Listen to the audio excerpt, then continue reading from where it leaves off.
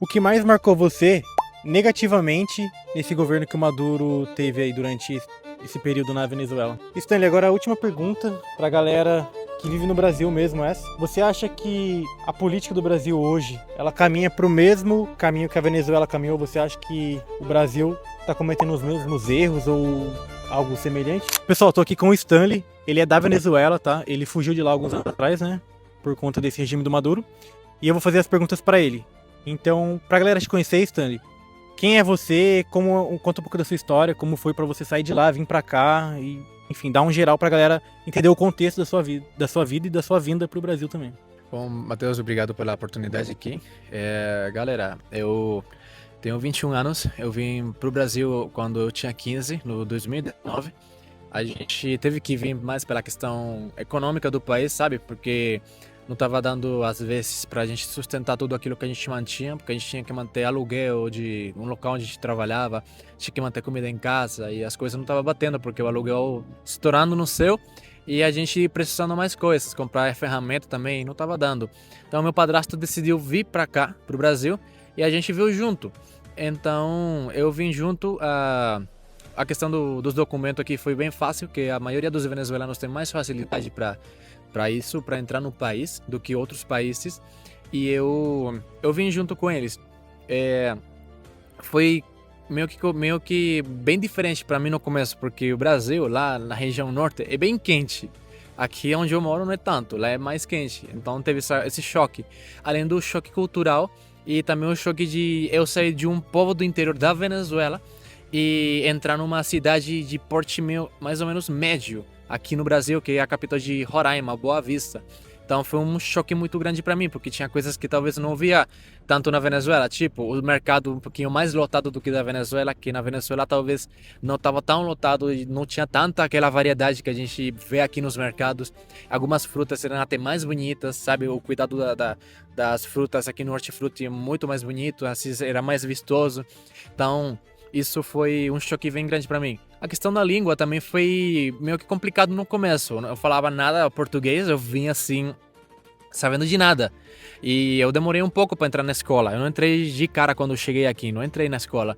Eu demorei uns 2, 3 anos para conseguir entrar na escola. Que eu decidi entrar de novo, né, para estudar, terminar o ensino médio. E aí quando eu comecei a estudar, eu já tinha um tempo trabalhando aqui no Brasil. Trabalhei já muitas coisas aí. E aí o povo da Venezuela que ficou morando lá, que praticamente tem duas culturas lá em Roraima, que seria os venezuelanos e os brasileiros junto. E aí junto com eles eu fui aprendendo, entendeu? Toda a palavra que eu não sabia, aí eles explicavam pra mim.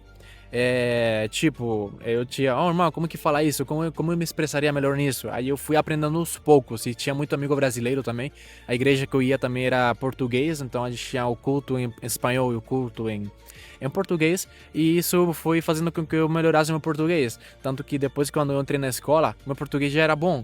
Só que na escola eu consegui aperfeiçoar, porque tinha que fazer apresentação, apresentar projeto, fazer teatro, coisa. Então meu português foi melhorando cada vez mais, entendeu? Agora conta um pouco de como foi esse processo. Quem veio com você pro Brasil, quem ficou lá, se quem ficou lá ainda tá lá, e quais foram as cidades que você passou e qual cidade você tá atualmente pra galera.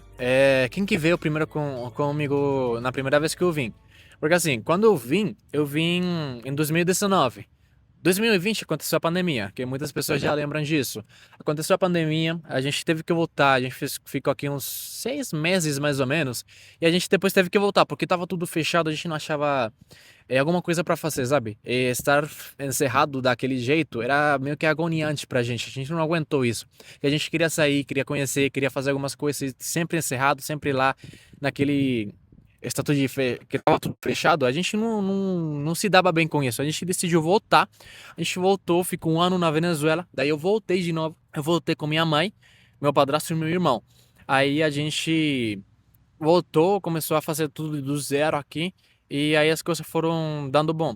Eu tenho família lá na Venezuela? Tenho. Eu tenho. Minha mãe tá lá, minha avó tá lá, tenho vários tios que estão lá. Então tem uma galera grande, assim, até amigos também, que eu tenho muito carinho e apreço por eles, estão lá ainda. Eu já aqui no Brasil, eu já passei por várias cidades de visita. Mas assim, de morar, eu só morei em Boa Vista, lá no estado de Roraima. Eu moro atualmente em São José dos Campos, estado de São Paulo, na cidade do interior, uma cidade muito boa. De visita, eu já passei em cidades próximas aqui, já visitei São Paulo, na Avenida Paulista, passei por lá. Eu já visitei Jacareí, visitei Caçapava, Taubaté, visitei assim, trabalhei também nesses lugares. Eu já passei nos aeroportos de Guarulhos, passei no Rio de Janeiro, não lembro o nome do aeroporto, mas era um aeroporto que não é aquele que está na beira do mar, que todo mundo me pergunta a mesma coisa, se é aquele que está na beira do mar. Não era esse, não. Era outro aí, mas era bonito também. Eu gostei do Rio também. O bom de passar por aqueles aeroportos, você conhece muito estrangeiro e você vê muitas culturas no mesmo lugar. Também passei por Brasília. Eu conheci um pouquinho de Brasília quando eu vim. É que assim, quando eu vim de Roraima pra cá, o venezuelano naquela época tinha uma vantagem muito boa. A vantagem era o quê? A pessoa tinha um programa do governo aqui que era chamado Programa de Operação Acolhida. O governo, o exército, mandava pessoas para dentro do país. Ou você tinha um familiar aqui na cidade, ou você era chamado por alguma empresa que precisava da sua mão de obra. Entendeu? Aí eu tinha um primo aqui, eu tenho um primo aqui, e ele me recebeu. Então foi por isso que eu consegui vir para cá. Só que como é eles que manda a pessoa para cá, é uma viagem por escalas, entendeu? Por conexão. Então eu fui de Roraima para Brasília, de Brasília eu tive que ir para Guarulhos, de Guarulhos para o Rio e do Rio para cá, para São José. Caramba. Foi um rolê bem grande, porque foi, nossa, o dia todo viajando. Assim, o ano passado, 2025, eu nunca imaginei que ia viajar tanto de avião, mas foi um dia só. Mas esse dia eu me quebrei mesmo, tava quebrado, entendeu? Então foram essas cidades que eu já passei. Algumas foi só de estar assim, não sair a passear, não, mas eu passei, pelo menos eu posso dizer, não, eu esteve em Brasília, eu esteve no Rio, entendeu? Quando você ouviu a notícia que o Maduro foi preso, qual foi a primeira coisa que passou pela sua cabeça? Mas antes de você responder, já vou pedir pro pessoal se inscrever aqui no canal e seguir o Stanley. Vou deixar o Instagram dele no primeiro comentário fixado, que é mais fácil. Já segue ele lá e pode responder agora. Mano, sem mentira. Dia 2 de janeiro, que eu tava em casa, tava voltando do serviço. Eu trabalho no supermercado, eu trabalho das 3 às 11h20. Eu tava cansado, mas assim, tava meio que irritado, sabe? Eu tava orando, tava pedindo pra Deus, Deus, faz alguma coisa na minha vida, muda, sabe? Eu tô já cansado disso, sinto que minha vida não avança, tô travado, não sei aqui. O que que eu faço, Deus? Eu tava chorando já. Aí, dias antes, eu tava orando pra Deus também, Deus fazer alguma coisa no meu país, porque eu já tava cansado de toda a situação, sabe? Eu tava já agoniado, vendo tudo isso acontecendo, aquele homem lá no poder ainda, e assim, me dava uma agonia muito grande, porque eu queria fazer alguma coisa, mas estando aqui eu sentia que, mano, o que que faço? Aí, essa madrugada do 3 de janeiro, eu não tava dormindo, só que eu não tava vendo coisa da Venezuela, eu tava vendo besteira. O dia que eu acordo, era 9 horas da manhã. Eu acordo, nossa, tô todo desnorteado, pego o celular, vejo um amigo meu aqui do Brasil, que ele mandou uma mensagem pra mim, que ele nem manda mensagem pra mim. Ó, caiu o homem. E eu, que homem? E eu começo a ver esses status aí dos compatriotas da Venezuela. Eu fiquei, eita, rolou alguma coisa na Venezuela. O que que deu? Comecei a ver, Maduro caiu. Eu fiquei, mentira. Eia, o primeiro que eu pensei, eia, mano, não é possível. Eu comecei a ver. Eu vejo os vídeos bombardeando, caraca, coisa aqui, um avião lá, um helicóptero, e pá. E eu, mano, eu fiquei em choque, eu fiquei, e agora? Realmente aconteceu isso, né? Tipo, você não imaginava que ia chegar esse dia. Não, pior que não, assim, de um dia pra outro, ou seja, quando a gente imaginava, tio, tipo, uma coisa assim, Estados Unidos declarou a guerra e vai ser uma guerra, Mano, foi assim, o cara entrou, pegou, saiu, ponto. Eu fiquei, mano, é verdade, eu fiquei o dia todo vendo as coisas, o povo celebrando mesmo, festejando, eu fiquei, mano, caraca. E, mano, foi muito emocionante, mas assim, a reação que eu tive, mano, e eu achava que era o único, mas muitos venezuelanos que estão no exterior ficaram em choque. Que a gente falava assim, nossa, quando o Maduro for pego, a gente vai festejar uma semana, vai beber uma semana, não sei o quê. O cara foi pego e a gente ficou, Travado. eu fiquei, mano, é sério?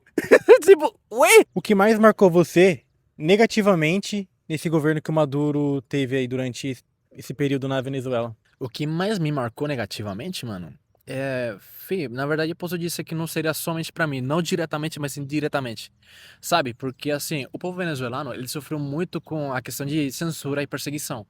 Aquele que fosse em contra do governo do Nicolás Maduro, ele, infelizmente, ele era perseguido ou inclusive até torturado. Mas mesmo assim, isso afeta a imagem que muitas vezes eu tenho da Venezuela, porque assim, você olha para o país, você sabe, ou seja, o primeiro que vem na cabeça é chavismo, madurismo, coisa assim que tem a ver com o governo, aquele governo que é opressor, sabe? Então isso gera assim um constrangimento, porque você sabe que você não pode falar muito com aquele orgulho do seu país, sabe? Stanley, então o que você diria para quem defende esse tipo de governo que está na Venezuela sem nunca ter vivido isso? Uma frase que eu falei num dos meus vídeos, para você que defende esse tipo de governo, você tem que sofrer nas mãos daqueles que você defende, para você entender por que a gente está tão feliz é que aquele homem esteja preso.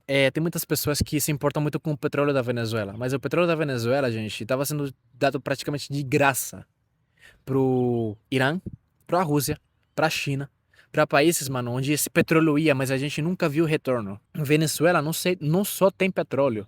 Venezuela tem um dos maiores, o subsolo mais rico do mundo, um dos maiores mais ricos do mundo. Na Venezuela você vê ouro, você vê diamante, você vê prata, cobre, tudo que você imagina tá lá. Muitas coisas. Venezuela tem muitas riquezas.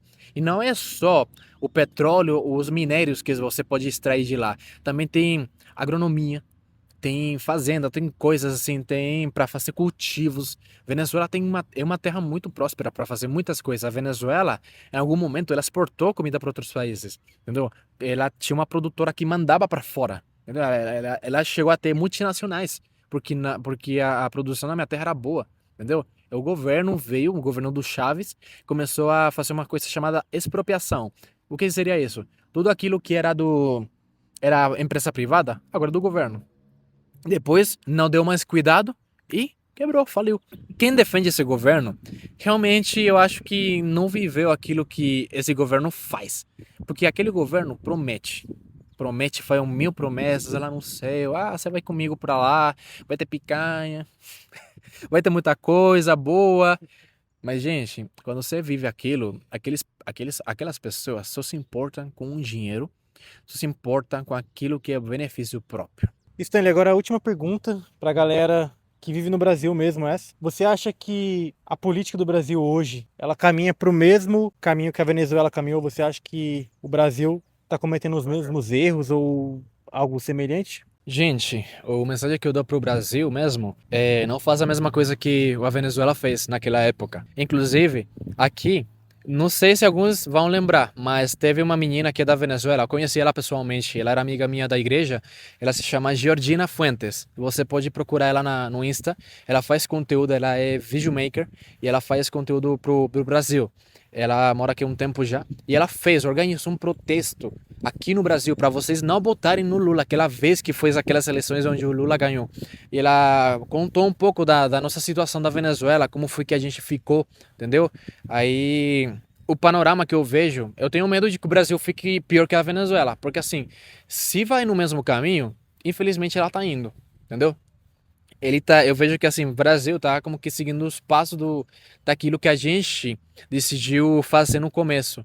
Aí eu particularmente penso que o Brasil, se o povo realmente não fizer alguma coisa, se o povo não se unir, demonstrar que não quer isso para a própria identidade do brasileiro, ele tem que fazer alguma coisa, tem que se levantar.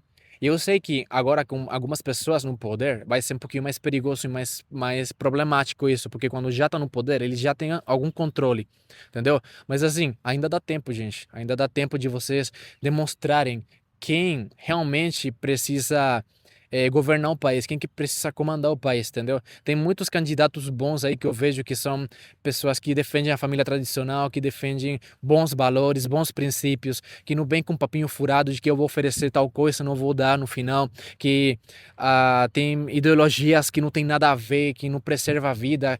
Então, vocês têm a oportunidade de fazer uma coisa boa pelo seu país. Não cometa os mesmos erros que a Venezuela cometeu no começo. O chavismo ofereceu muita coisa.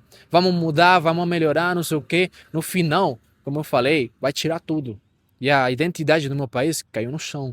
Entendeu? Então você Você não vai querer sair do Brasil, ter que ir para outra terra, ser sombado, ser soado toda vez porque você é de outra terra. Talvez alguém não vai entender tua língua, não vai entender teus costumes, tua cultura. E simplesmente você vai ter que ir fazer tua vida em outro país para nada. Entendeu? Porque às vezes por lá, estando por lá, talvez você não sinta assim que você está crescendo, que você está prosperando, que está fazendo alguma coisa, porque você vai estar em um lugar que você não vai sentir como seu lar. Entendeu? Agora, você está aqui no seu país, defende aquilo que é correto, defende aquilo que é certo mesmo. Entendeu? Então não faz aquilo que a Venezuela fez. A Venezuela cometeu um erro muito grande e a gente pagou durante 26 anos. Aqui no Brasil, pode se estender a mais se isso realmente acontecer, que eu espero realmente, Brasil, que isso não aconteça com vocês, porque vocês são uma terra muito amada. Vocês esticaram a mão, não somente para a Venezuela, mas para muitos outros países que tiveram esse problema com algum problema político. Mas principalmente a Venezuela sente muita gratidão com vocês que recebeu a gente aqui e deram tanta ajuda pra gente aqui. Inclusive aqui na cidade eu vi muita pessoa que não me conhecia e deu ajuda para mim, assim, teve empatia comigo, entendeu? Então, Brasil, eu não desejo isso para você, brasileiro, que você tenha que ir para outra terra, ter que aprender inglês, ter que aprender alemão, ter que aprender outra coisa, e você está longe da sua terra vendo como o seu povo sofre nas mãos daqueles que simplesmente são pelos seus próprios interesses e não pelo interesse do povo. Então, Brasil, um beijo, amo vocês são uma galera muito boa, que Deus abençoe. Fala galera, tô passando aqui no final do vídeo para agradecer você que chegou até o final, se interessou no assunto. Eu quero de cara já esclarecer que o meu conteúdo não é focado nesse tipo de vídeo que eu postei. Meu conteúdo é voltado para desenvolvimento pessoal, empreendedorismo, mas eu achei um tópico que deveria ser compartilhado, então eu chamei o Stanley, que é um amigo meu, e a gente topou gravar e foi isso, entendeu? Como eu disse no meio do vídeo, eu vou deixar o Instagram do Stanley fixado no primeiro comentário. E se você ainda não é inscrito no canal, se inscreve aqui e bora crescer junto. Valeu, galera!